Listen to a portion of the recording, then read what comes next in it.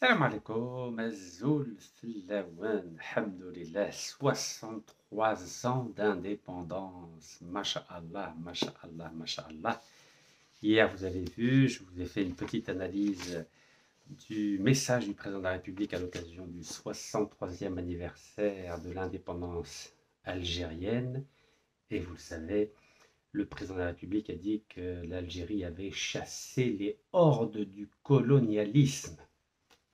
Ah, c'est une bonne chose, alhamdoulilah, les choses avancent doucement. Vous savez, quatre mandats de Bouteflika, on n'en sort pas indemne si facilement, car pendant ces 4 mandats, vous le savez, les hordes du colonialisme français étaient bien présents, bien ancrés profondément au plus haut niveau de l'État algérien, et ce n'est pas facile de se débarrasser de pratiquement 200 ans de colonialisme français, car il y a les 132e premières années de colonialisme, mais nous avons aussi, pendant ces 63 ans, une bonne partie de néocolonialisme qui est toujours là en Algérie, toujours là. La preuve, regardez, on a des institutions souveraines, nous avons un État souverain, et malgré ça, tous les jours, mais tous les jours,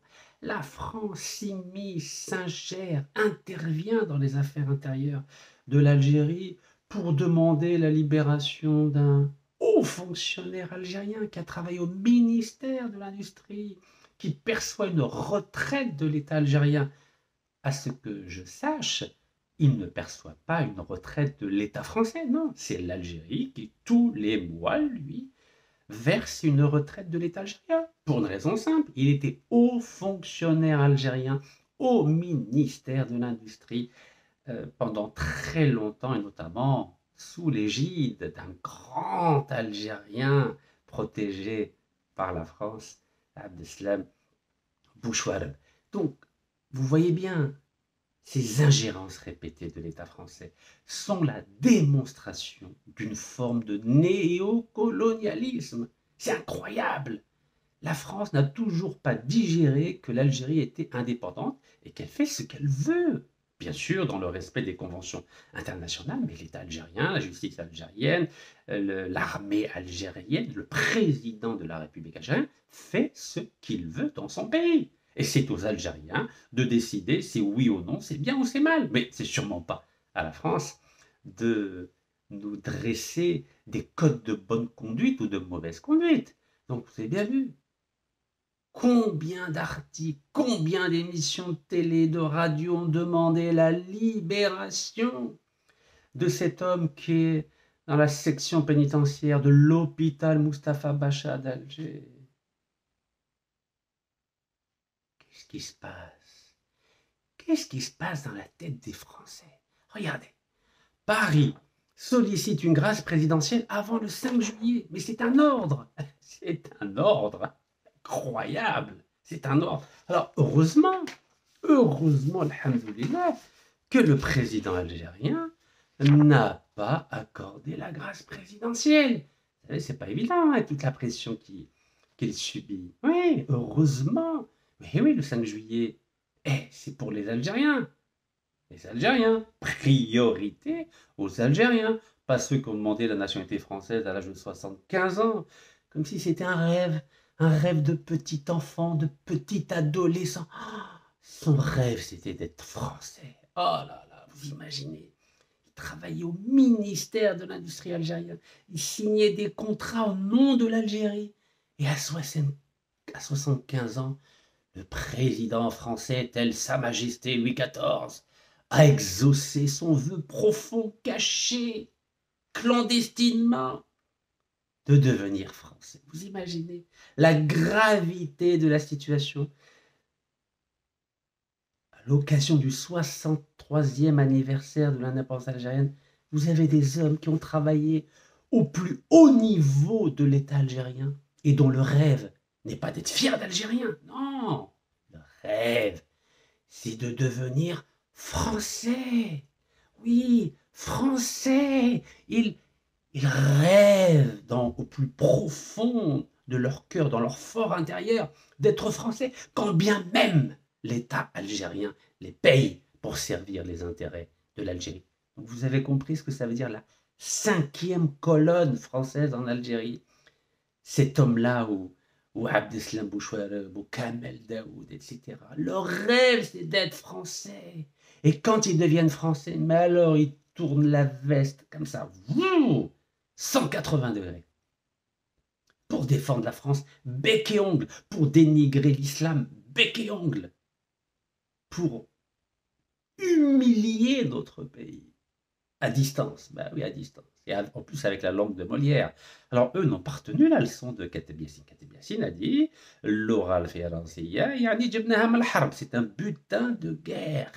Mais butin de guerre pour défendre l'Algérie, pas pour massacrer l'Algérie. Regardez la preuve. Je m'exprime en français, non?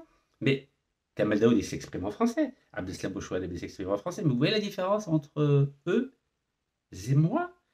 أنا نستعمل اللغة الفرنسية بندافع على الجزائر، هما يستعملوا اللغة الفرنسية باه يكسروا الجزائر، بيقتلوا الجزائر. فرق كبير. Et pourtant أنا زايد في فرنسا. Je suis né en France وتربيت في فرنسا وقريت في فرنسا، ولكن ندافع على الجزائر، ندافع على بلادي، لأنه تربية تاع الوالدين ربي يرحمهم ديما كانوا يقولوا لي ما تنساش راك زايد في فرنسا وتربيت في فرنسا، ولكن لازم تدافع على الجزائر وتدافع على الكرامة تاع الجزائر وتدافع على جدودك اللي كافحوا ضد الاستعمار. Vous voyez la différence? Toute une question d'éducation et de valeurs transmises par les parents. Homa, c'était quoi leur éducation? C'est une éducation qui... Je ne sais pas, je n'étais pas là entre 4 murs, mais je vois le résultat. Le résultat, c'est qu'ils ont la haine de l'Algérie. On a l'impression, Hachakoub, qu'ils sont en train de dégueuler, de vomir l'Algérie. C'est grave, non? C'est grave ce que je suis en train de vous dire. Mais sachez que ces cas-là ne sont pas des cas isolés. Mais il y a des milliers d'Algériens comme ça aujourd'hui qui font partie de cette 5e colonne. Ou مازالوا في وسط الدولة الجزائرية. Oui, مازالوا. Et nous allons en parler d'ailleurs, nous allons en parler. Donc moi je dis chapeau au président de la République, c'est Abdelmadjid Tebboune, d'avoir résisté aux pressions de la France, des médias français, des hommes politiques français, des diplomates français, des juges français, des intellectuels français. C'est pas facile, croyez-moi, c'est pas facile.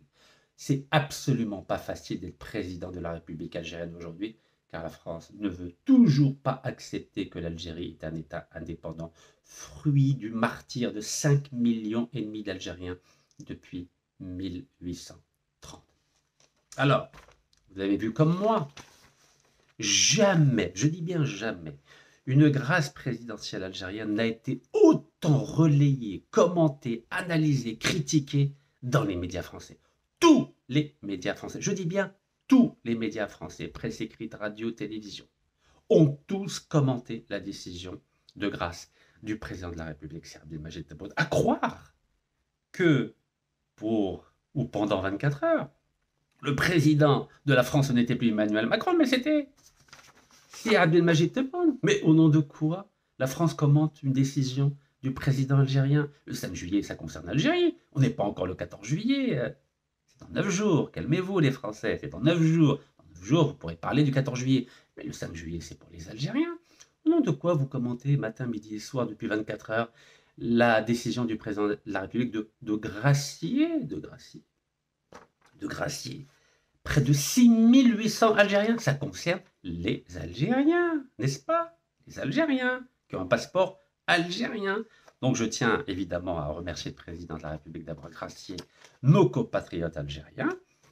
Donc c'est une bonne chose. Je suis heureux pour les familles des prisonniers. Vous savez, quand on a été prisonnier, on sait ce que ça veut dire la grâce du 5 juillet ou du 1er novembre. Ou comme moi, vous savez, j'ai eu la chance, l'énorme privilège d'avoir bénéficié de 3 grâces, dont une grâce exceptionnelle. C'est-à-dire j'étais le seul à avoir été gracié par le président de la République. C'était le 18 janvier 2023. Personne n'a obtenu depuis 1962 une grâce individuelle exceptionnelle et c'est la raison pour laquelle je serai toujours reconnaissant à l'endroit de notre président, Si Abdelmajid Tebboune, car il ne l'a fait pour personne d'autre.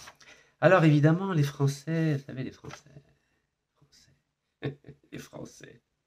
Alors quand on lit par exemple le Figaro, ils sont drôles les Figaro. Alors, c'est souvent des Algériens qui écrivent sur l'Algérie. Je dis bien souvent, parce que les Français sont malins quand même. Hein. Dans les médias français, quand il y a des articles sur l'Algérie, on va dire dans la moitié des cas, ce sont des journalistes algériens. Donc là, par exemple, c'est un journaliste algérien du Figaro qui a écrit cet article. Emprisonné en Algérie, l'écrivain algéro-français n'a pas reçu la grâce présidentielle d'Abdelmajid Tebboune. L'écrivain franco-algérien ne figure pas parmi les détenus graciés pour l'anniversaire de l'indépendance. Seuls les derniers scénarios possibles, celui d'une grâce individuelle, suspendue à une décision présidentielle dont le calendrier reste imprévisible. En clair, les médias français voudraient que Si Abdelmajid Tebboune fasse la même chose avec cet auteur algéro-français qui a considéré que la moitié d'Algérie n'était pas algérienne, qu'avec moi. Mais excusez-moi, mais moi j'ai toujours défendu l'Algérie. Attendez, c'est pas la même chose. Donc en gros, ils s'attendent à une grâce individuelle. Yeah, je sais pas. Monsieur le Président, réfléchissez bien. Faites attention aux amalgames. Faites attention aux amalgames. Alors, que dit le Figaro? Que dit le Figaro? Alors, ils disent qu'une grâce est encore possible. Vous savez, ils y croient encore, hein, ils y croient encore. Une grâce est encore possible. Et ils connaissent mal le président algérien. Alors, une mesure en dehors des dates officielles ne serait pas inédite. Hein? Plusieurs figures de l'opposition ou de la société civile ont vu leur sort réglé ainsi. Et non, il n'y en a qu'un, c'est Rachid Gaz. Personne d'autre. Personne n'a eu le privilège de recevoir une grâce individuelle et exceptionnelle. Il n'y a personne d'autre. Vous pouvez chercher dans les annales de l'Algérie. Wello. Ah, ben là, il parle de notre compatriote. Alors après ici, deux petits points. Le journaliste Khaled Rani, lui aussi condamné pour atteinte à l'unité nationale, avait ainsi été libéré en février 2021 pour l'anniversaire du Hirak, vaste mouvement populaire ayant conduit à la chute d'Abdelaziz Bouteflika.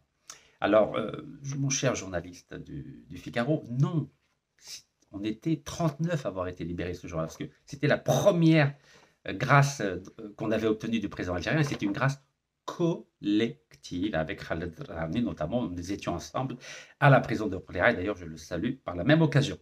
Donc, monsieur le journaliste du Figaro, revoyez votre copie, c'était une grâce collective avec, on était 39 au total. Donc, ce n'était pas une grâce individuelle, non. Soyez un peu professionnels, les journalistes qui travaillaient pour le Figaro, s'il vous plaît.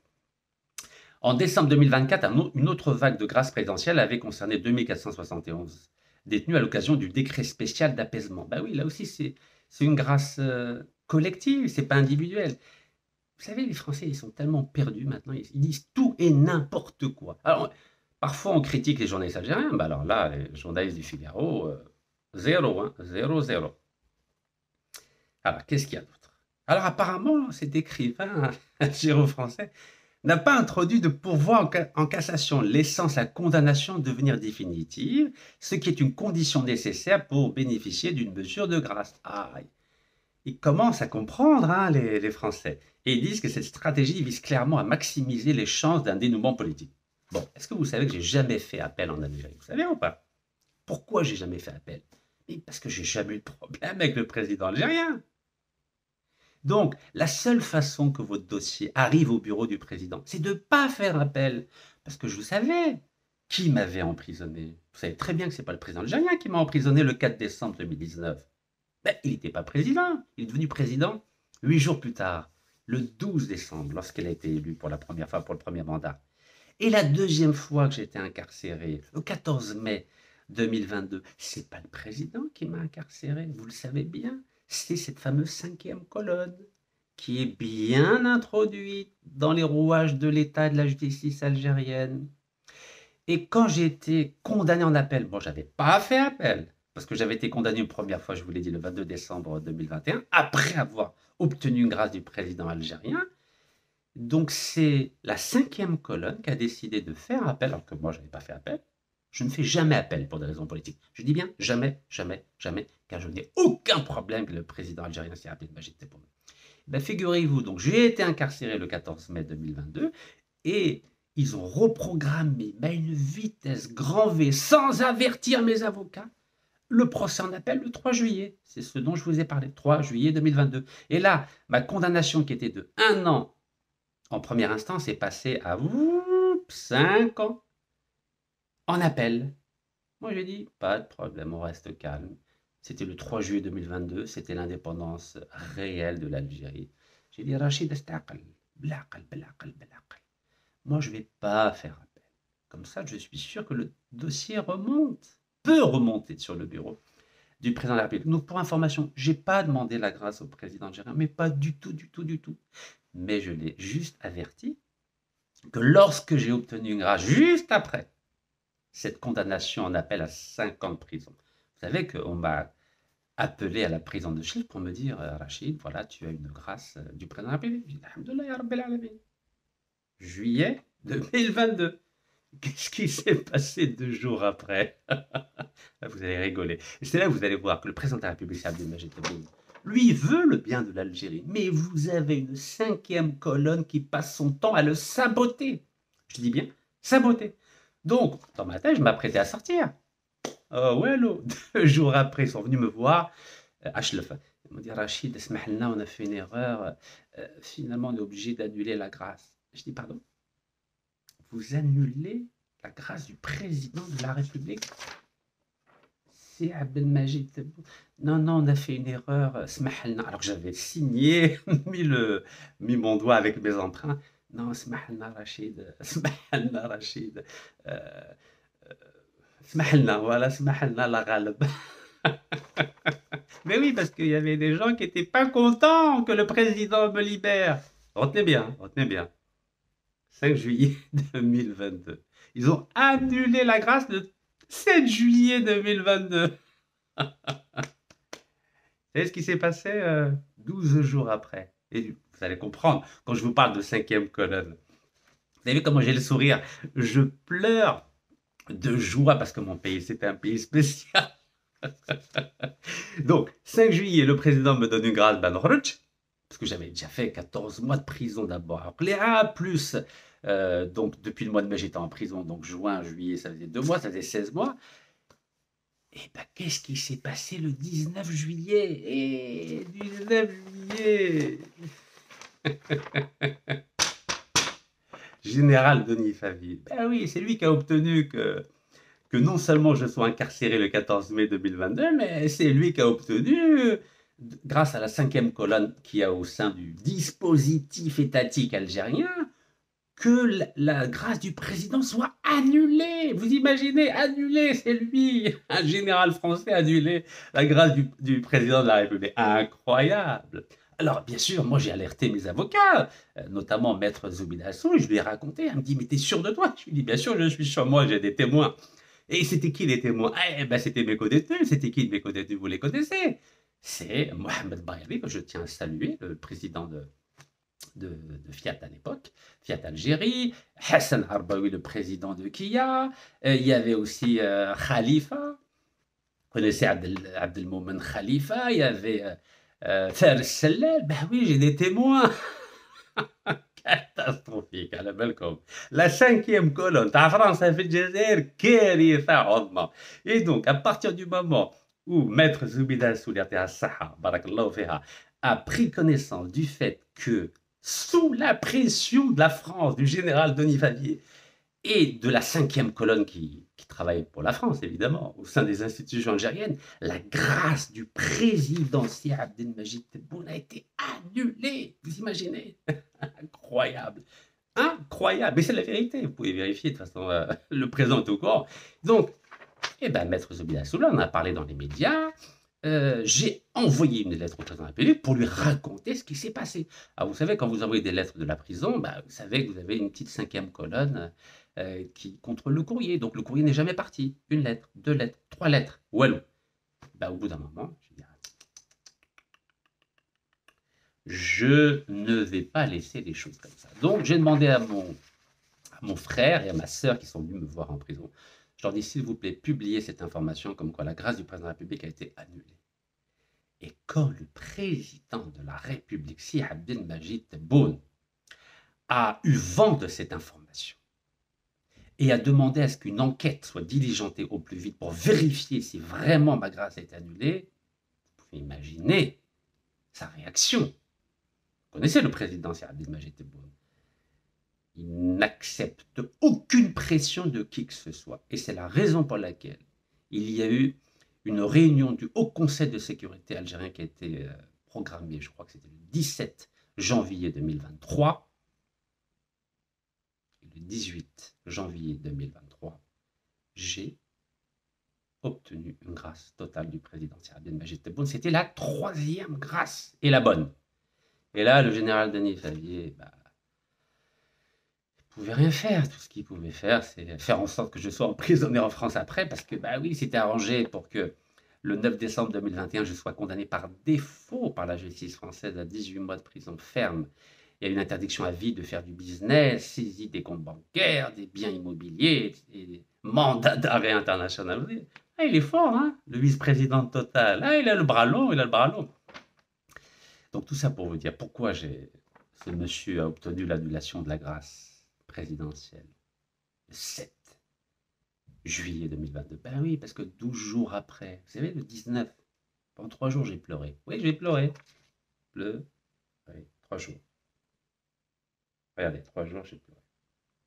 19 juillet 2022, ce monsieur a obtenu 25 ans de pétrole gratuit dans le cadre du renouvellement du contrat de Hassi Barkin. 400 000 barils jour. Eh oui, bravo, général Denis Favier. Et j'ai pleuré 3 jours. Il y a 4 témoins. Abdelmoumen Khalifa, Mohamed Bayri, Hassan Arbaoui, Fares Sellal. Il me dit, Rachid, qu'est-ce qui t'arrive? Je lui dis, vous vous rendez compte? Vous vous rendez compte? Sarah des Chouhada, nous étions à 14 jours du 60e anniversaire de l'indépendance algérienne. Et le vice-président Total, le général Denis Favier, il utilise la 5e colonne algérienne, la 5e colonne française au sein du dispositif politico-judiciaire algérien. Il obtient 25 ans de pétrole gratuit à Hassi Barkin. Comment ne pas pleurer? Et je pensais à Ahmed Zabana, l'Arbi Ben Mehdi, Hassiba Ben Bouali, Mustafa Ben Boulaïd. Ça m'a fait mal, mais ça m'a fait mal. Vous ne pouvez pas imaginer. Et je me confie à vous aujourd'hui, parce que c'est le 5 juillet. À qui je vais me confier si ce n'est pas à vous?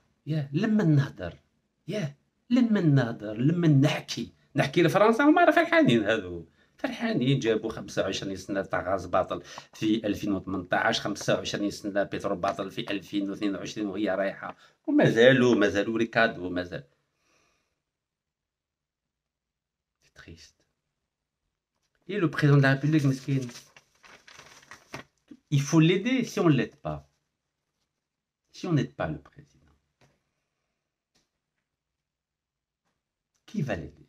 Si ce n'est pas le peuple algérien qui l'aide. لو كان ماشي الشعب الجزائري والجالية الجزائرية اللي تعاون الرئيس سي عبد المجيد شكون اللي يعاونوا؟ على بالكم باللي عندنا الحركة جدد في الوسط الدولة الجزائرية حتى الآن. Et vous le savez. Mais oui, vous le savez. Vous savez, quand je pense à Mohamed Siddiq Ben Yahya, brillant avocat, brillant diplomate, qui a été un des négociateurs des accords d'Évian et qui a été massacré, qui a été tué dans un avion, pilonné par un missile irakien d'un pays entre guillemets frère arabo-musulman. Vous appelez ça comme vous voulez. La 5e colonne, elle est partout, au sein de l'État algérien, au sein du monde arabe. Regardez Gaza, regardez avec les pays traîtres, la Jordanie, l'Égypte. Très compliqué la politique. Il faut vraiment aider le président algérien. vraiment l'aider.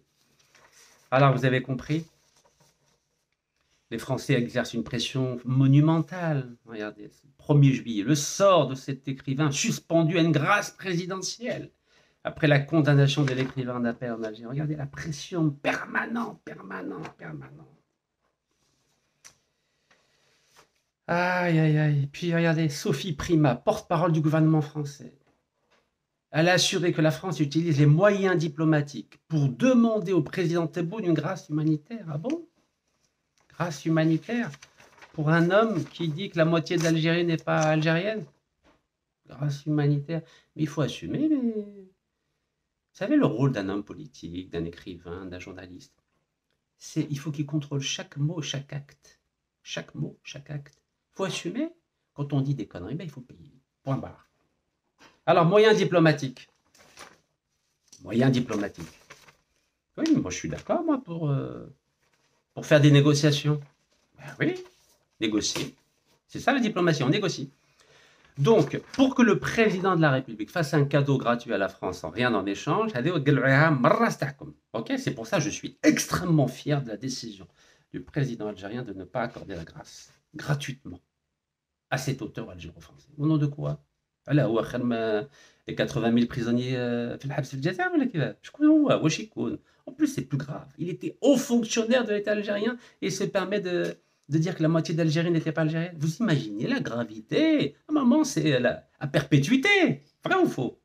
Quand on est haut fonctionnaire, c'est-à-dire qu'on a la confiance de l'État algérien, du peuple algérien, et qu'on se permet de dire que la moitié d'Algérie n'était pas algérienne, et en plus de ça, de demander la nationalité française. Et sur simple signature du président Emmanuel Macron, il est devenu français. Mais ça, c'est la pire des choses sur le plan moral. Vous entendez? Sur le plan moral. Donc, oui, je suis d'accord, moi, pour que le président de la République, avec la diplomatie algérienne, négocie. Oui, négocie quoi? Eh bien, tout simplement, vous êtes au courant qu'on a un diplomate algérien en prison en France, que tout le monde a oublié, hein, depuis le mois d'avril. Vous savez qu'il y a 7 Algériens poursuivis pour terrorisme, 7 Algériens, donc des diplomates algériens poursuivis pour terrorisme en France, et mis en examen et incarcérés. Personne n'en parle. Vous êtes au courant. Et puis vous savez aussi qu'il y a Abdeslam Bouchouareb, le chef de ce Français-là, qui est devenu Français, là, qui est protégé par la justice française, par le président français, et qui vit des jours heureux sur la Côte d'Azur avec les milliards du peuple algérien. Donc moi, je suis tout à fait d'accord pour qu'on échange ce monsieur contre les diplomates algériens qui sont en prison en Algérie et contre Abdeslam Bouchouareb, qui a été condamné à 5 fois 20 années de prison en Algérie pour corruption et détournement de fonds. C'est-à-dire 100 ans de prison cumulée. Lui, il a pris que 5 ans en Algérie. Et l'autre, là, celui qui se cache, il a pris 100 ans. Donc, évidemment, si les Français, là, qui jouent les donneurs de leçons, sont d'accord pour entrer en négociation, pour faire l'échange entre ce monsieur contre Abdeslam Bouchouareb et les 7 diplomates algériens incarcérés ou mis en examen en France pour terrorisme, parce que la France, elle adore salir l'image des Algériens. C'est comme moi, ils m'ont sali, vous ne pouvez pas imaginer. Mais un akshefthom, un dalil, adilla, comme on dit. Comme quoi, c'est un coup monté du général Denis Favier. Alors certains me disent, mais Rachid, à chaque fois tu te répètes. Ben oui, je me répète. Tant qu'il n'y a pas de résultat, je vais tous les jours, répéter, jusqu'à ce que l'État algérien, le peuple algérien, l'opinion publique algérienne et française réalisent que ce monsieur est un délinquant qui exerce des pressions sur l'Algérie, sur la Sonatrach, pour obtenir du gaz gratuit et du pétrole gratuit. Parce qu'il a été condamné. Pas par Rachid Nekas, par la Cour administrative d'appel de Toulouse, par la Cour européenne des droits de l'homme. Ce monsieur a un mort sur la conscience. Le militant écologiste Rémi Fraisse qui a été tué sur ses ordres. Vous imaginez? Un général qui donne l'ordre de tuer un militant écologiste. Et en plus, il a cautionné ça au journal de 20 h en France. Vous imaginez, il était fier de dire oui, le gendarme qui agit avec une grenade qui a causé la mort de Rémi Fraisse était tout à fait dans l'exercice de ses fonctions. Vous imaginez la gravité d'une déclaration pareille. Et ce monsieur exerce des pressions sur l'Algérie pour obtenir du gaz et du pétrole gratuit et pour annuler une grâce présidentielle du président algérien pour pas que je sois dehors, pour empêcher le renouvellement de 25 ans du contrat à Sibalkin. Et vous croyez que je vais me taire? Wello. Ah, wello, wello, wello, wello. Et je continuerai à soutenir l'action anticorruption du président de la République jusqu'à la fin. Vous entendez? Jusqu'à la fin. Alors, question. Vous savez que la grâce présidentielle qu'a accordée le président de la République touche à peu près 6800 Algériens, psahatoum et psahatoum aux familles. Mais cette grâce présidentielle, elle exclut tous les faits de corruption. Ah oui, le président de la République, depuis 2017, il lutte contre la corruption. Ben oui, donc il ne peut pas gracier des personnes condamnées pour corruption. C'est normal, non? Logique, vrai ou faux? Corruption, blanchiment d'argent, raïs galom, wello. Alors, puisque la corruption, les condamnés pour corruption ne peuvent pas bénéficier de la grâce du président algérien, vous avez entendu? Tous les condamnés pour corruption, blanchiment d'argent, trafic sur le change ne peuvent pas bénéficier de la grâce du président algérien. C'est une question de principe. C'est la philosophie politique du président algérien. No way pour la corruption. No corruption in Algeria. OK? Et là-dessus, je dis bravo. Et c'est la raison pour laquelle, depuis qu'il a été nommé chef du gouvernement algérien en mai 2017, j'ai toujours soutenu l'action anticorruption du président algérien, c'est Abdel Majid Tebboune. Ceci étant dit, Bismillah, je vous ai dit, il faut aider le président. Tout seul, il ne peut pas gérer le pays. Il ne peut pas. S'il n'est pas entouré par des gens compétents, patriotes, qui ont des valeurs, il ne pourra jamais sauver l'Algérie. Jamais. Il faut l'aider. Donc, puisque ses conseillers, apparemment, sont occupés à autre chose, eh bien, écoutez, le citoyen algérien, lui, il n'est pas occupé à autre chose. Le citoyen algérien, Nekaz Rachid, lui, il surveille tout. Voilà, j'ai du temps, je suis malade, je prends mes médicaments, mais j'ai le temps de lire. Alors, vous connaissez cette boîte entreprise, Total Energy, vous la connaissez? Qu'est-ce qu'il y a marqué? Algérie, 2 points. Total Energy se voit attribuer un nouveau permis d'exploration 17 juin 2025. 17 juin 2025, Total Energy se voit attribuer un nouveau permis d'exploration. Qu'est-ce que ça veut dire, ça? Total Energy. Alors, Total Energy, faut parler toujours avec des preuves, parce que sinon, on ne va pas s'en sortir. Forte amende pour Total Energy. Total Algérie. Forte amende. Pourquoi? C'était le 15 août 2014. Total Algérie aurait gonflé les factures. Ah oui, tu gonfles les factures, Total. Hein? Yeah. Tu gonfles les factures. Hein? Yeah, tu gonfles les factures, hein, Total. Hein? Concernant ces importations pour transférer des devises à l'étranger. يا دلالي يا دلالي انا نهضركم بالدارجه خاطر بتفهموا قصدي. Ah oui, hein? Total, tu gonfles les factures concernant les importations pour transférer des devises à l'étranger. Mais c'est interdit par la loi algérienne, ça. C'est de la corruption. La justice algérienne devrait infliger une amende de 8 milliards de dinars à Total Algérie, selon le quotidien Al-Khabar, 15 août 2014. 8 milliards de dinars pour avoir surfacturé. Ah oui, hein? Mais ça, le président, il est contre. Tout ce qui est lié, blanchiment d'argent, transfert de devises, corruption, wallo, cache le lab. Cache le lab. Ah oui, alors en plus, Total, galak, 2016, 1er juillet 2016, ah oui, Total poursuit l'Algérie en justice, hein, yeah. تشكي بيا ونعطي لك لي كونترا. توتال تشكي ضد الجزائر والجزائر تمد لها لي كونترا. يا دلالي. Ça c'est le monde. Chourouk, 2 juillet 2016. Total porte plainte contre Sonatrach. Ah oui, hein. تشكي ضد الجزائر ونعطي لك كونترا. Yeah. Total porte plainte contre Sonatrach, 2 juillet 2016. Chourouk. نزيد, c'est pas fini. Total exige 500 millions d'euros 500 millions d'euros de dédommagement à l'Algérie. Un demi-milliard d'euros. 2 juillet 2016.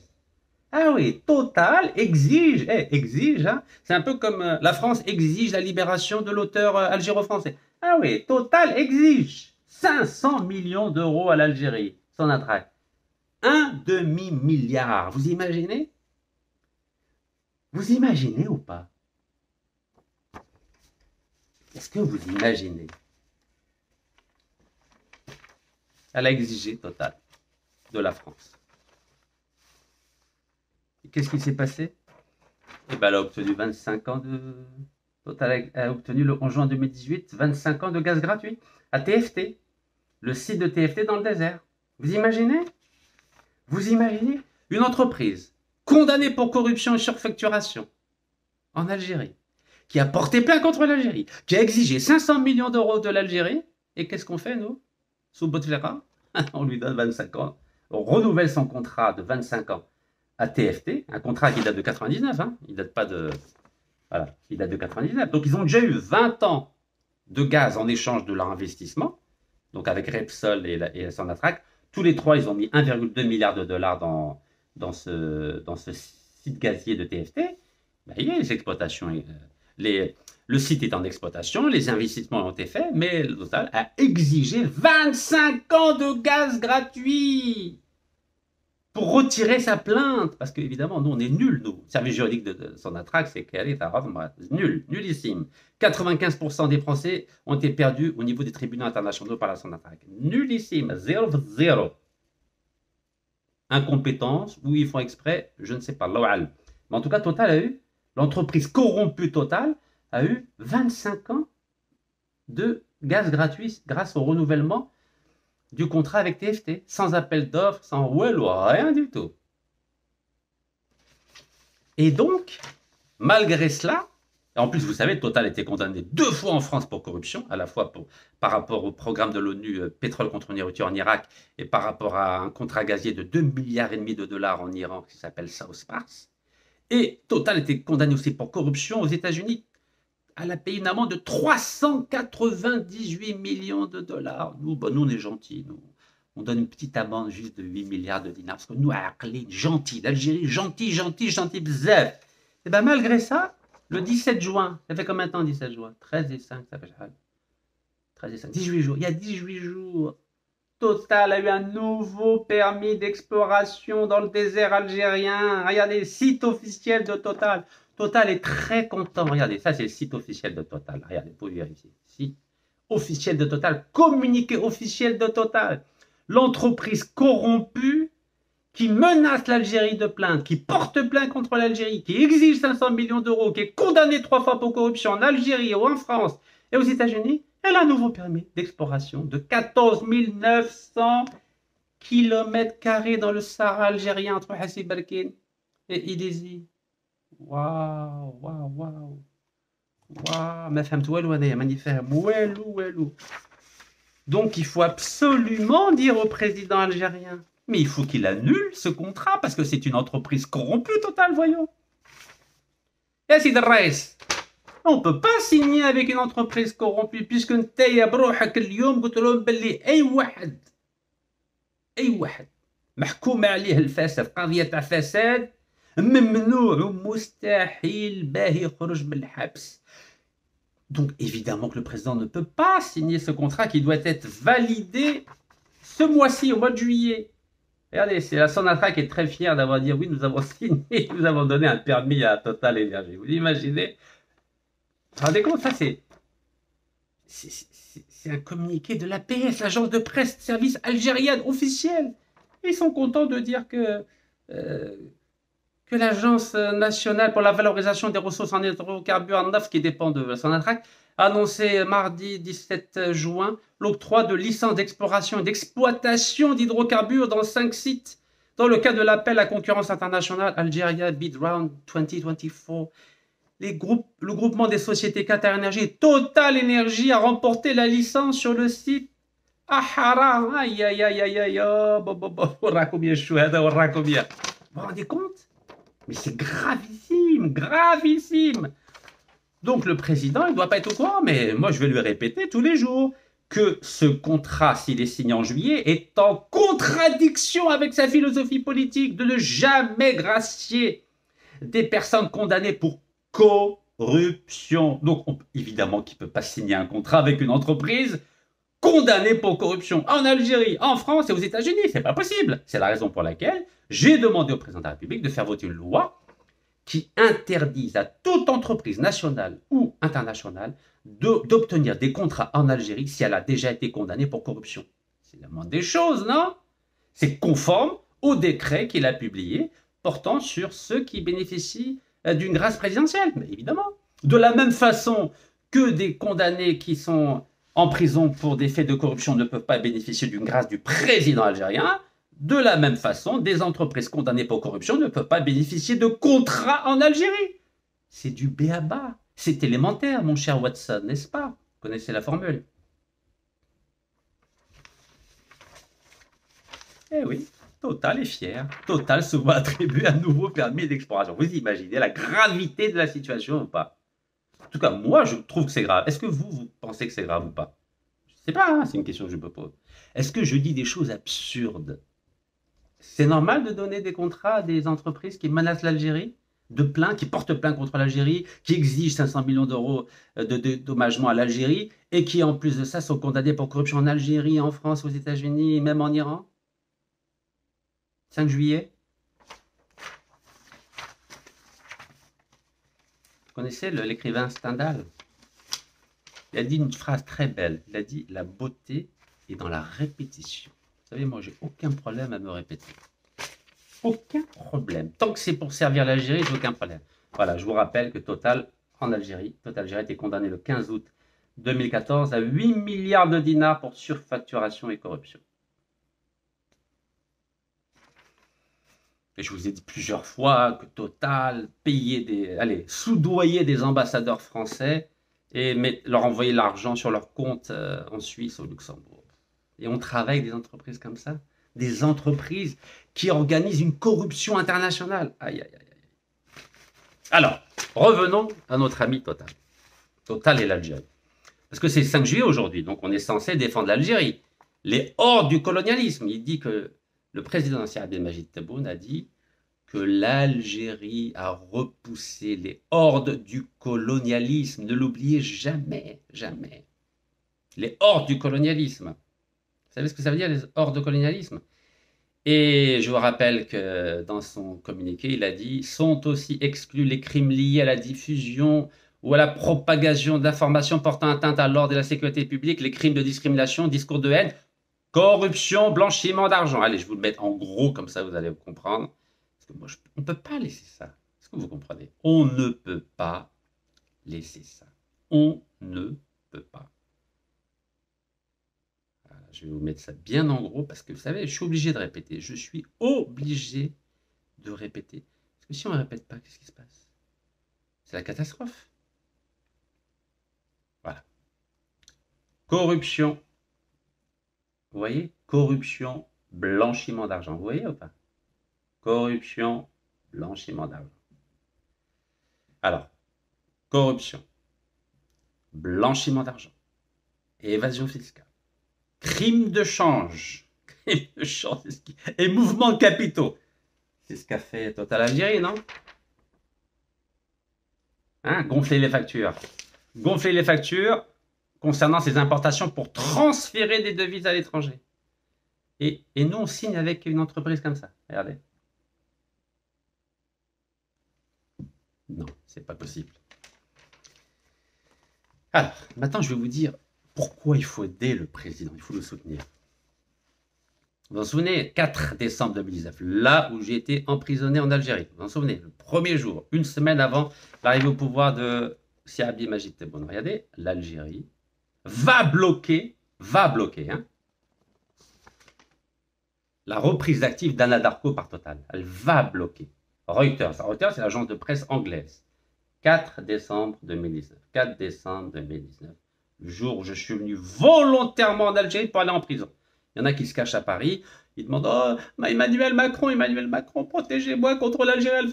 Ils m'ont envoyé une convocation. يا رب الكريم راك جزائري قبض الطياره روح شوف الجيج القاضي وهضر معاه. راشي النكازات في فرنسا وراح الجزائر وما خافش يبقى يدخل الحبس وانت راك خايف كالبقره. اي اي اي اي ça fait mal. Hein. Donc vous vous en souvenez, 4 décembre 2019, l'Algérie va bloquer la reprise active d'Anna Darko, c'est l'américain, par Total. Vous vous souvenez que Shakib Khalil, il a fait d'énormes cadeaux à Anna Darko. À cause de lui, on a dû payer une amende de 6,4 milliards de dollars. 6,4 milliards de dollars. Aïe, aïe, aïe, aïe, aux Américains d'Anna Darko. Donc 4 décembre. Donc l'Algérie ne voulait surtout pas que Total reprenne les actifs d'Anna Darko. 4 décembre, ok? Et même dans la presse algérienne, il y avait même un grand monsieur qui s'appelle Hussein Nasser Bouhabsa, j'espère que je n'écorche pas son nom, il a dit « Affaire Anna Darko, y avait-il un accord secret entre Total et Ouattara, l'ancien président de la Sonatrach ?» Vous voyez? Et l'article, il date de 3 juin 2019. 3 juin 2019, vous voyez? Alors, partout dans la presse, on disait le ministre de l'Énergie s'oppose à la cession d'actifs d'Anna Darko à Total. Voilà, Mohamed Arkab, l'actuel ministre de l'Énergie, a dit « Je ne veux pas que Total récupère les gisements, notamment le gisement de Hassi Barkin, 400 000 barils le jour, donc qui était détenu par Anna Darko. Il ne voulait pas que ça aille chez Total. Ben oui, nationalisme, hein. C'est le 5 juillet aujourd'hui. 5 juillet. On défend l'Algérie, hein. Sahara et l'Algérie. Donc vous avez vu, là c'est Jeune Afrique. Le ministre de l'Énergie s'oppose à la cession des actifs d'Anna Darko à Total. Mohamed Arkab a déclaré que la cession des actifs d'Anna Darko à Total était incompatible avec la législation algérienne. Incompatible avec la législation algérienne. C'est clair ou pas? Incompatible. C'est bon? Incompatible. Il a annoncé par la même occasion que Sonatrach pourrait faire usage de son droit de préemption sur les actifs en question. Voilà, l'Algérie devait payer pour récupérer les actifs d'Anna Darko à Hassi Barkin. Bravo, moi j'ai dit chapeau, j'étais en prison. Bravo l'Algérie. Ok?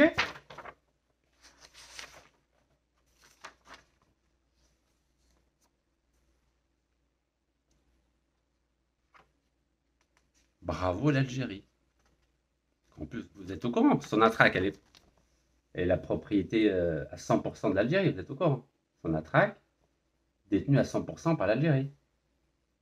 Elle est détenue à 100% par l'Algérie, mais on distribue des parts après. La société, elle est 100% algérienne, mais les gisements ne sont pas 100% algériens. C'est quand même bizarre, non? Il faut savoir. Hein. On est 100% algérien, oui ou non? Est-ce que le Sahara est 100% algérien ou la 35 qui m'a fait Adra, la toile de gaz, ou la 40 qui m'a fait Regan? Il faut savoir. 100 ou la 35 ou la 40? Il faut savoir. Le 5 juillet, c'est 100% ou la 35 ou la 40? Bon, je continue. C'est des sujets délicats, donc il faut être très prudent, vous avez compris. Donc Mohamed Arkab a dit qu'il entravait ainsi le projet dans lequel Total devait faire l'acquisition des intérêts africains d'Anna Darko.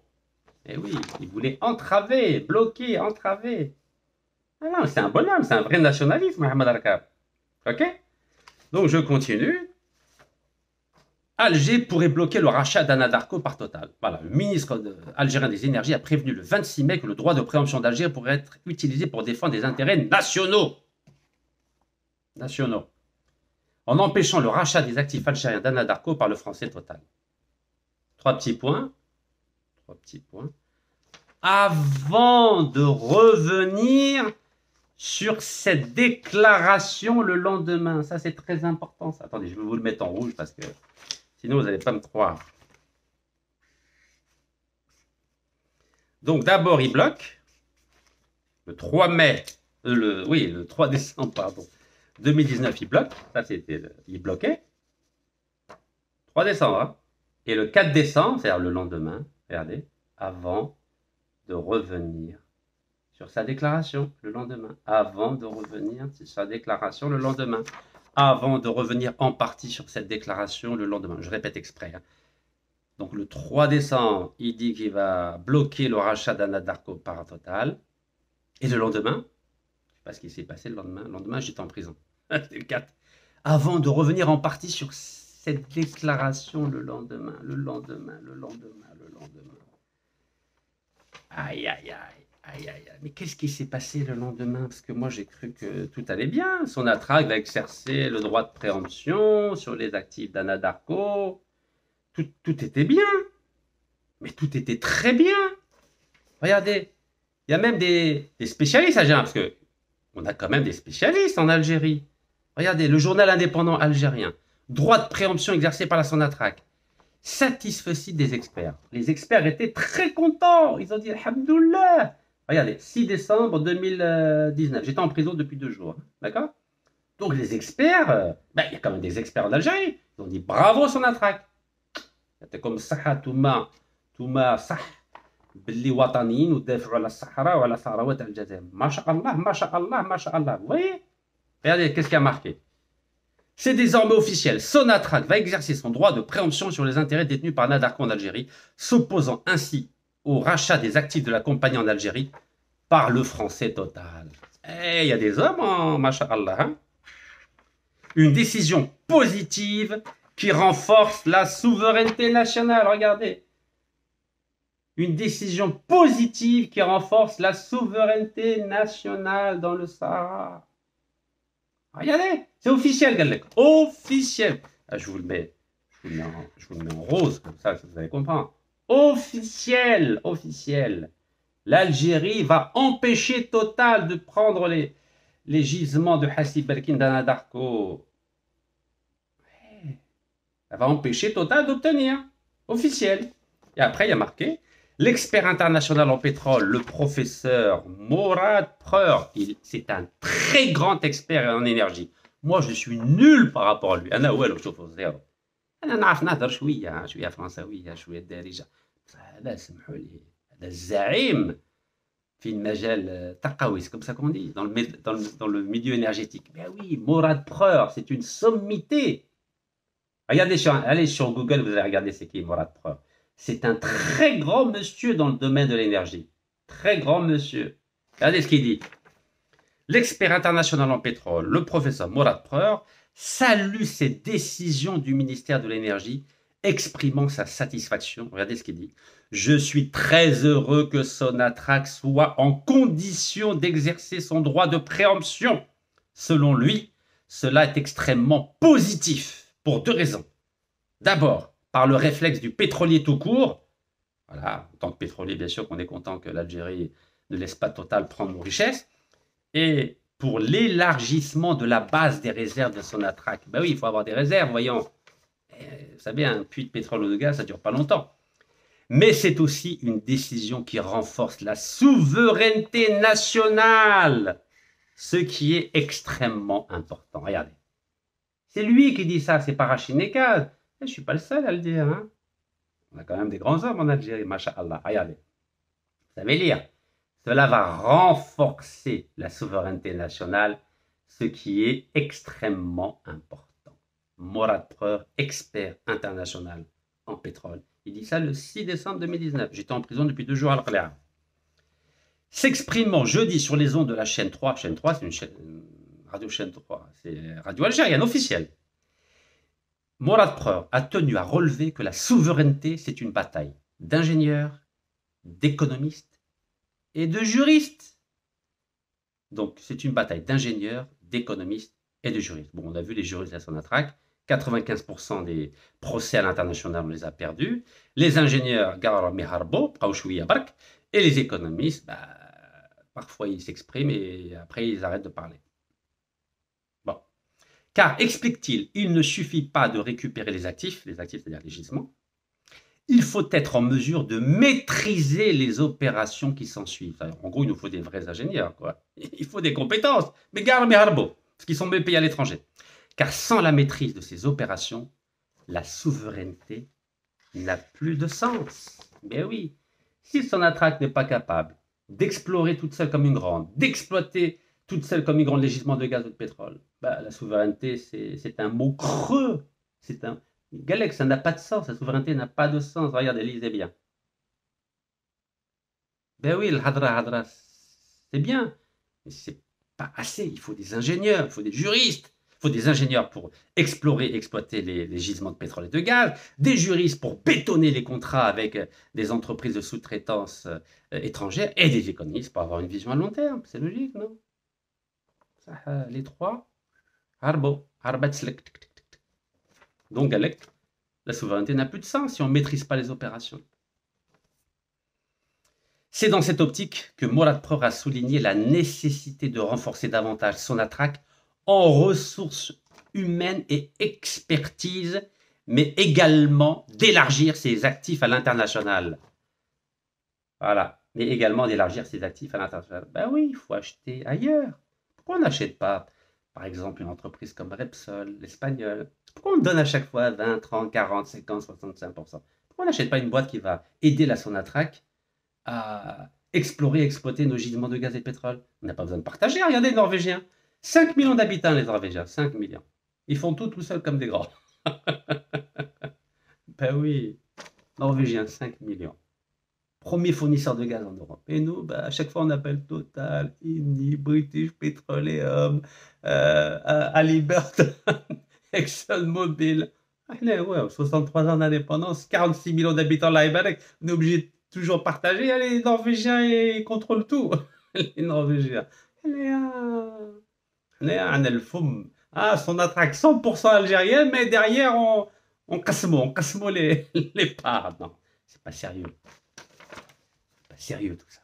Il faut que ça change. Il faut aider le président pour que tout ça change. Donc, je continue.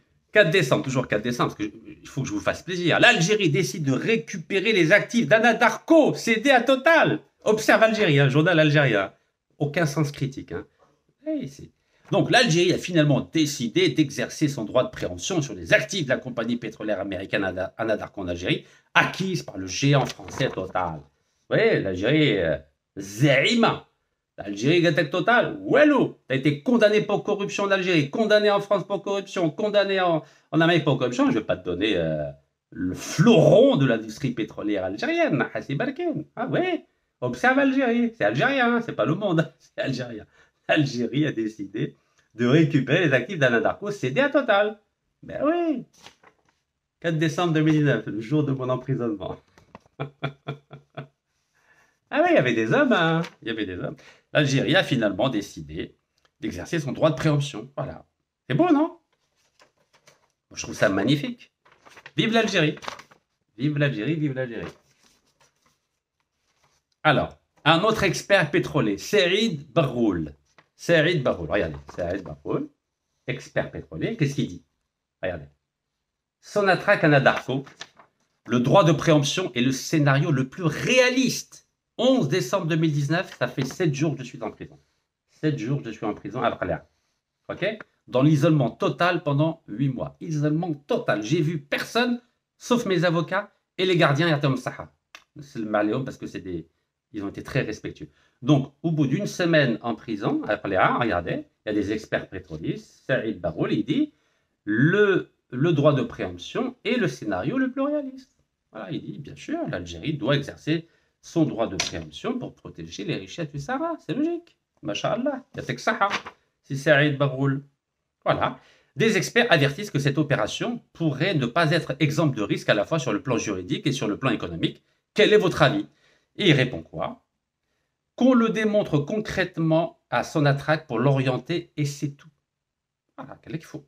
Il faut démontrer à Sonatrach pour l'orienter, c'est tout. Se limiter à avertir verbalement sans le prouver ne suffit pas et ne va pas convaincre Sonatrach. Il est possible que le prix d'acquisition éventuel par Sonatrach soit inférieur à celui fixé par le partenaire cédant, mais en supposant que le coût de la préemption soit supérieur, ce n'est pas les quelques 2 à 3 milliards de dollars qui vont ruiner la compagnie nationale, qui d'ailleurs ambitionne de mobiliser 42 milliards de dollars d'investissement pour le segment exploration-production sur la période 2019-2023. Vous voyez?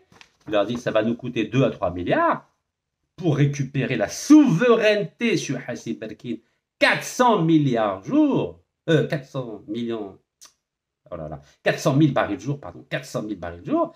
Quel est que ça va nous coûter 2 à 3 milliards, mais on récupère 40% de tout le pétrole algérien. Ça va coûter que 2 à 3 milliards, c'est tout.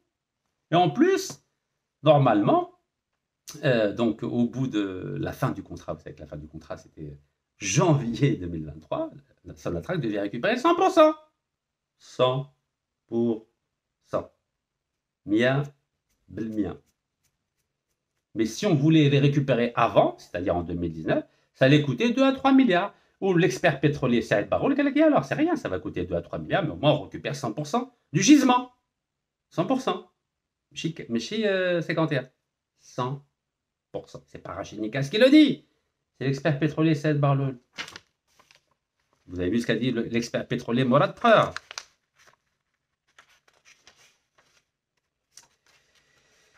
Aïe, aïe, aïe, aïe. Allez, on continue. 28 juillet 2019. Donc 6 mois avant que le ministre de l'énergie ait parlé de droit de préemption, c'est-à-dire on récupère tout parce que au nom de la souveraineté nationale dont parle le président de la République, c'est Abdelmajid Tebboune. Donc là aussi, nous avons un expert. Alors, comment il s'appelle cet expert? Il s'appelle professeur Qbaili. Excusez-moi si j'ai écorché votre nom. Professeur Qbaili. OK? Voilà, PhD. Donc il est doctorant. Il a un doctorat, pardon, un doctorat. PhD aux États-Unis, c'est doctorat. Alors qu'est-ce qu'il a dit? 6 mois avant. Vous savez, moi, depuis 2013, j'en parle. 2013. Vous vous souvenez que j'ai fait une marche contre le gaz de schiste de Tizi Ouzou à Ain Salah? Mars-avril 2015, 1255 km à pied contre l'exploitation du gaz de schiste Parc Total à Ain Salah. Vous vous souvenez de ça? À cause de ça, maintenant, j'ai des problèmes graves au ménisque. Mais allez, je ne suis pas là pour me plaindre. Qu'est-ce qu'il a dit? Reprise des actifs d'Anadarko. Une opportunité stratégique pour Sonatrach.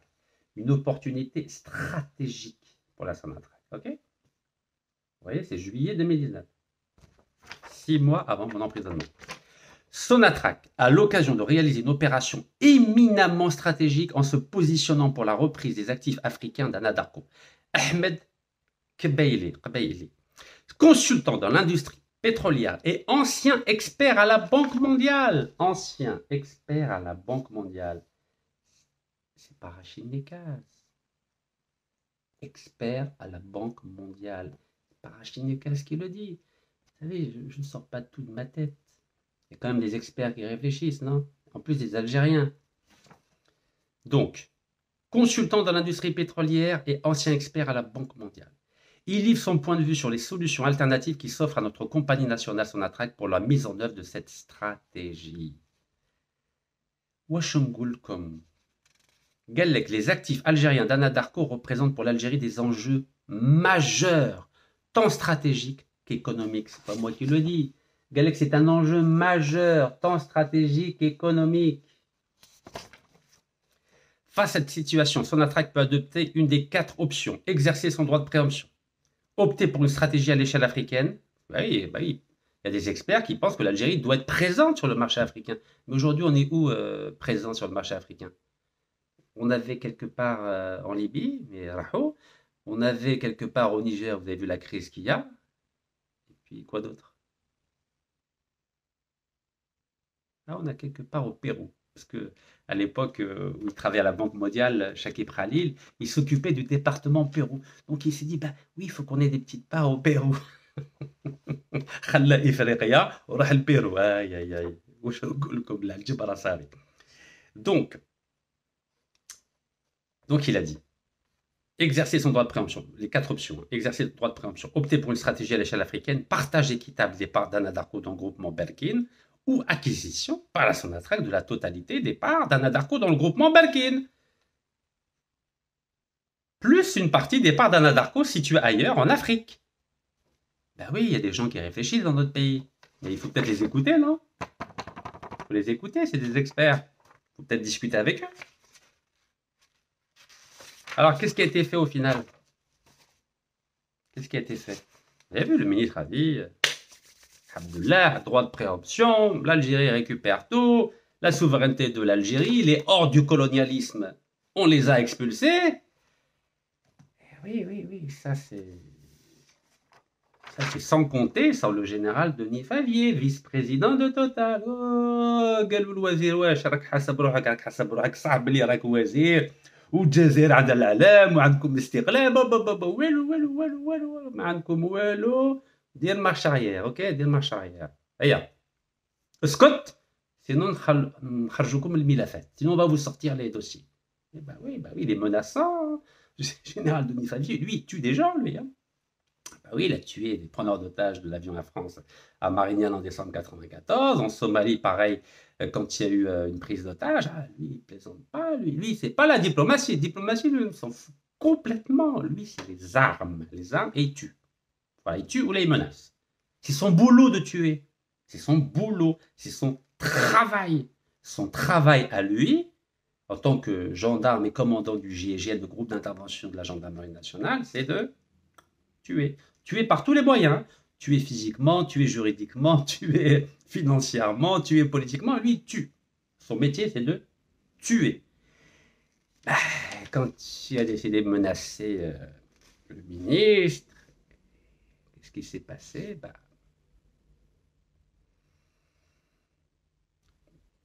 Il s'est passé que la souveraineté algérienne, l'indépendance algérienne, le drapeau algérien, les experts pétroliers algériens, hop, qu'est-ce qui s'est passé? Rachid Anadarko, Alger, a laissé faire. Et la France, par le biais de Total, fera main basse sur les richesses de l'Algérie. Aïe, aïe, aïe, aïe, aïe. Ouloulou. Pourtant, on nous avait dit l'Afrique de la colonisation à l'indépendance. On nous a dit qu'on était indépendant, mais... Oui, on a le droit d'avoir un drapeau, on a le droit d'avoir une capitale, on a le droit d'avoir un passeport, on a le droit d'avoir un siège à l'ONU, oui, mais pour le pétrole et le gaz. Ah ouais. Sarah, non. Le général Denis Favier, vice-président de Total, non. قال لك الصحراء تاعنا. وي نتوما عندكم الفوق، عندكم السمش نخلوه لكم، مي ثروات الغاز والبترول تاع فرنسا تاع توتال ما كاش اللعب. حنا كنا قبلكم من 1924 depuis 1924 نو شيرش دونك سالو الغاز والبترول تاع فرنسا. Donc vous voyez, regardez. Alger a laissé faire. Et la France, par le biais de Total, fait main basse sur les richesses du pays. C'est pas moi qui le dis, hein, c'est Maître Nasreddin Al-Zahar. Il est avocat d'affaires, spécialiste en arbitrage économique, donc il connaît le droit économique. Il a confié dans un entretien accordé à Al-Watan, le journal algérien Al-Watan, que le rachat par Total des actifs d'Anadarko en Algérie et la convention entre Alger et ExxonMobil sur d'évaluation du potentiel en hydrocarbures du pays sont le signe de la perte de la souveraineté algérienne. Waouh. Pas Rachid qui le dit, hein, c'est un monsieur. Maître Nasreddin Al-Zahar, regardez. Ah oui, on a quand même des avocats d'affaires compétents dans ce pays, mais on ne les laisse pas faire les contrats. On a des avocats d'affaires, mais on dit قعد في بلاصتك نتايا واش دخلك نتايا قعد في بلاصتك اقعد. Donc, dans un entretien accordé au quotidien Al-Watan, Maître Nasreddin Al-Zahar, avocat d'affaires et spécialiste en arbitrage économique, tire la sonnette d'alarme. Moi, j'étais en prison, je ne pouvais plus rien faire. Là, je ne pouvais plus. Depuis 2013, je pousse, je fais des marches, j'organise des manifestations, 157 manifestations anticorruption contre Total, contre les multinationales étrangères, mais au bout d'un moment, نعيت أنا وطني على بالكم قالوا لي أرواح البلاد عندك استدعاء قلت لهم با بروبليم قالوا لك ندخلوا لك الحبس قلت لهم معليش بارك الله فيكم أنا ندخل البلاد عادي au moins قدام ربي راني صافي وقدام الشيباني الله يرحمه qui m'a fait promettre de faire quelque chose pour l'Algérie au moins j'ai montré que j'étais pas un lâche et aux yeux de mon fils j'ai un seul fils الله يطول في عمره إن شاء الله au moins aucun de ses amis va dire ton père c'est un lâche hein, il veut pas répondre à la convocation de la justice algérienne. Non personne pourra dire ça, personne. Je laisserai personne me traiter de lâche. Personne. Je suis prêt à aller en prison, à mourir, mais jamais je veux laisser l'image pour la postérité, surtout pour mon fils et ma famille, en disant ah avec Rachid même si j'ai peur à l'intérieur, je ne peux pas montrer que j'ai peur publiquement. C'est pas possible. Il y a mon père qui me regarde d'en haut, il y a mon fils qui me regarde face à face. Je peux pas. Je ne peux pas. Ça s'appelle le NIF algérien. Donc, Maître Nasreddin Al-Zar, avocat d'affaires et spécialiste en arbitrage économique, tire la sonnette d'alarme quant aux répercussions néfastes, c'est-à-dire négatives, sur l'économie nationale du rachat par le géant pétrolier français Total des actifs de l'américain Anadarko en Algérie. C'est pas moi qui le dis, c'est un avocat d'affaires algérien. Donc même si vous ne me faites pas confiance, vous pouvez faire confiance. Allez, combien je vous ai cité de noms? Avocat d'affaires, Maître Nasreddin Al-Zar, expert pétrolier, c'est moi. Morad Preur, professeur Morad Preur, pareil, expert à la Banque mondiale et consultant en l'industrie pétrolière. Monsieur Ahmed Qabaili, qu'est-ce qu'il y a d'autre? Shkoun Fani, un expert pétrolier, Saïd Baroul. Bah, ça fait beaucoup. Vous voulez d'autres noms? Vous voulez d'autres noms pour vous dire que Total a 25 ans de gaz gratuit à TFT et pétrole gratuit à Hassid Barkin. Tout ça à cause de cet homme.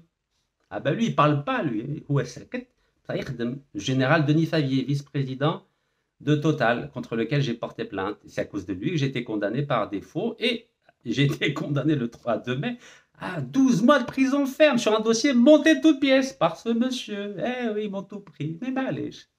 N'est-ce pas? Donc là, vous avez vu, professeur Morad Preur, il nous manque des compétences en juriste, en ingénieur, en économiste. Ben oui, c'est pour ça que l'Algérie a perdu 10 milliards de dollars. 10 milliards de dollars dans des procès intentés à l'étranger par les multinationales. Voilà, Algérie patriotique, vous connaissez. Et là, c'est un député algérien qui l'a mentionné. Regardez, vous voyez, l'Algérie perd 10 milliards de dollars dans des procès à l'étranger. C'est le député algérien Abdelwahab Yagoubi. Yagoubi qui a dit ça à l'Assemblée nationale populaire. Il est membre de la Commission des affaires étrangères, de la coopération et de l'immigration à l'Assemblée nationale populaire. Et oui, a révélé que la loi de finances rectificative qui sera discutée bientôt au Parlement admet l'existence de défaillances dans la manière dont les transactions sont menées. Il explique qu'il est élu de Paris. Il explique que ces pertes monumentales par une mauvaise préparation des cahiers des charges, un manque de précision dans la conception des contrats. Manque de précision dans la conception des contrats. Je commence à m'inquiéter pour les nouveaux contrats qu'on vient de donner à Total. Là. Le 17 juin, il y a pas longtemps, hein. 18 jours. Et l'absence de rigueur dans le suivi des dossiers. Aïe, aïe, aïe. Voilà, c'est le député algérien. Incroyable, hein? Donc l'Algérie a perdu 10 milliards de dollars dans des procès intentés à l'étranger. Et voilà ce qu'il dit. Voilà. Manque de rigueur, manque de préparation, la totale. La catastrophe à la Sonatrach. Je suis un patriote, mes chers frères, mes chères sœurs. Je suis un patriote, je défends l'Algérie. Vous avez un député algérien qui vous dit qu'on perd 10 milliards à cause de manque de défaillance dans la manière dont les transactions sont menées, perte monumentale à cause d'une mauvaise préparation du cahier des charges, manque de précision dans la conception des contrats et l'absence de rigueur dans le suivi des dossiers. C'est pas Rachid Nikas qui le dit, c'est un député algérien. On perd 10 milliards. 10 milliards de dollars, pas de dinars, pas de centimes. Dollars. Vous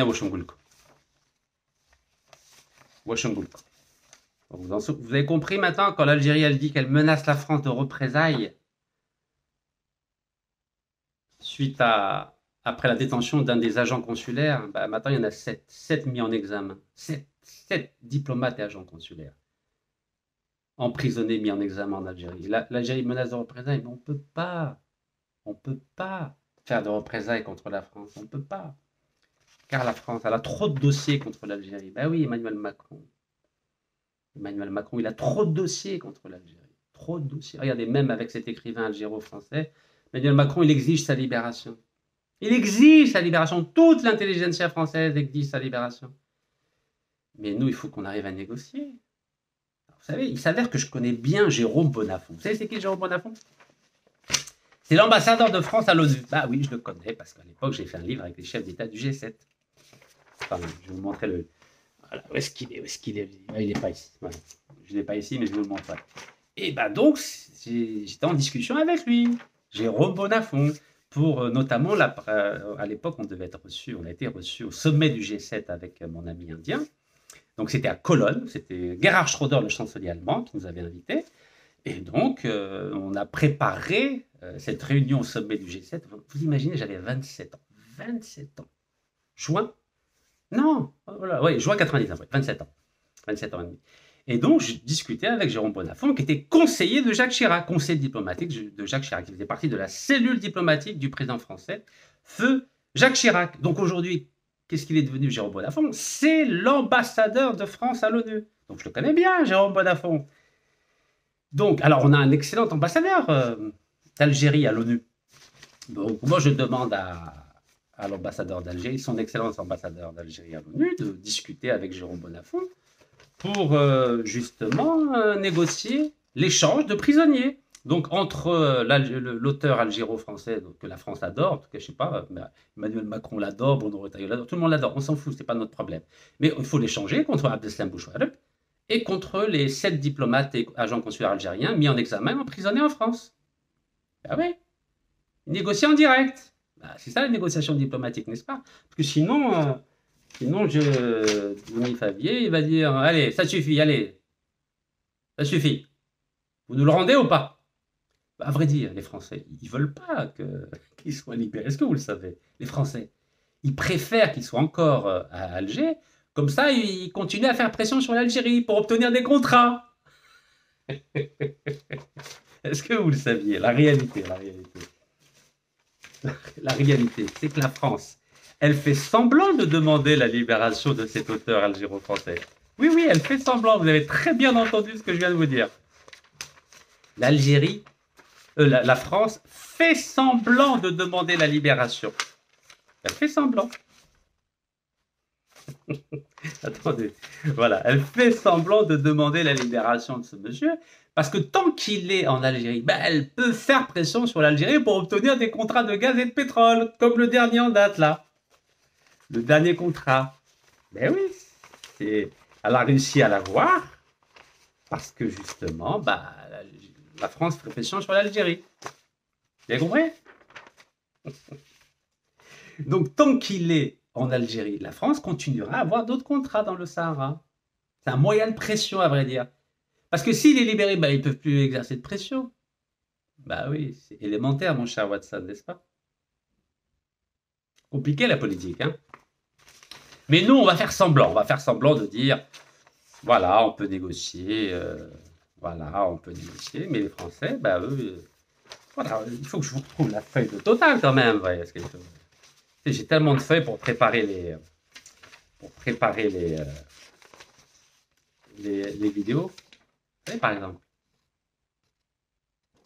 qu'est-ce qui a marqué 65%. Vous savez que la France possédait 65% du gaz avec Engie, Gaz de France. 65%.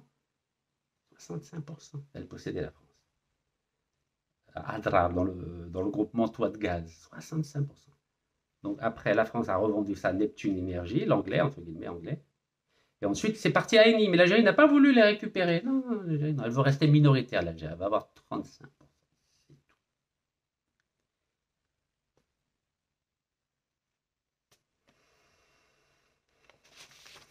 Bon, je reviens à notre ami Total.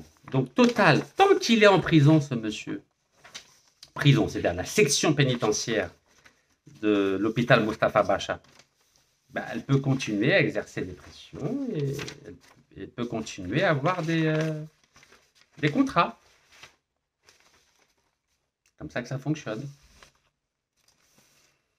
Alors, qu'est-ce qu'on fait maintenant? Donc voilà, si notre ambassadeur d'Algérie a des difficultés à négocier avec Jérôme Bonnafont, l'ambassadeur de France à l'ONU pour échanger, donc cet auteur, cet ancien fonctionnaire algérien au ministère de l'Industrie, bah, je peux l'aider s'il veut, parce que je connais bien Jérôme Bonafont. Si ça vous intéresse, bien sûr. Parce que vous avez remarqué, l'Algérie n'a pas réussi à... L'Algérie a rappelé son ambassadeur à Paris parce que Emmanuel Macron a reconnu la marocanité du Sahara occidental. Vous avez vu que la France n'a pas fait marche arrière. Bien au contraire, elle a été plus en avant en disant qu'elle allait investir des milliards au Sahara occidental. Donc nous, on n'a plus de moyens de pression. C'est l'inverse. C'est la France qui exerce des pressions sur nous. Regardez, est-ce qu'on a réussi à faire reculer Emmanuel Macron? Ben non. Parce que la France est une grande puissance. Oui, elle est endettée, endettée, mais ça n'empêche pas d'être une grande puissance. Regardez, les États-Unis, hyper endettés, le pays le plus endetté du monde, mais il peut bombarder qui il veut. Les États-Unis peuvent bombarder qui ils veulent. Et l'endettement n'est pas un problème, mes chers compatriotes. Regardez, les États-Unis sont endettés, la France est endettée, le Japon est endetté, mais ils dictent leurs lois au monde entier. Nous, on n'est pas endettés, mais on subit des pressions tous les jours, on donne des cadeaux à Total.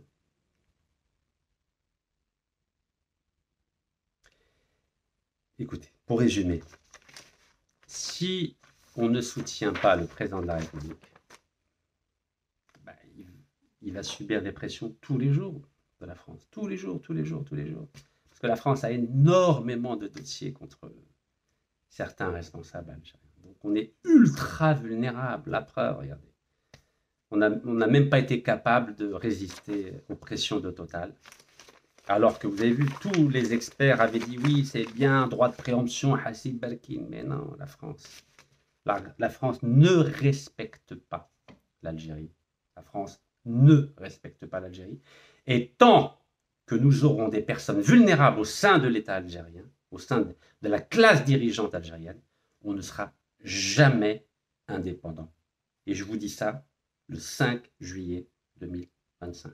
Tant que nous aurons des hommes et des femmes contre lesquels la France a des dossiers au sein de l'appareil d'État algérien, jamais l'Algérie sera totalement indépendante. Je dis bien jamais. Donc c'est la raison pour laquelle je soutiens l'action du président de la République pour qu'il fasse un nettoyage, pour qu'il mette fin aux fonctions de toutes les personnes au sein de l'État algérien qui ont des dossiers qui rendent vulnérable l'Algérie en France. Tant que le président algérien ne nettoiera pas la Sonatrach, la justice, la diplomatie, le gouvernement algérien, de tous ceux qui ont des vulnérabilités en France, jamais on pourra être indépendant. Je dis bien jamais.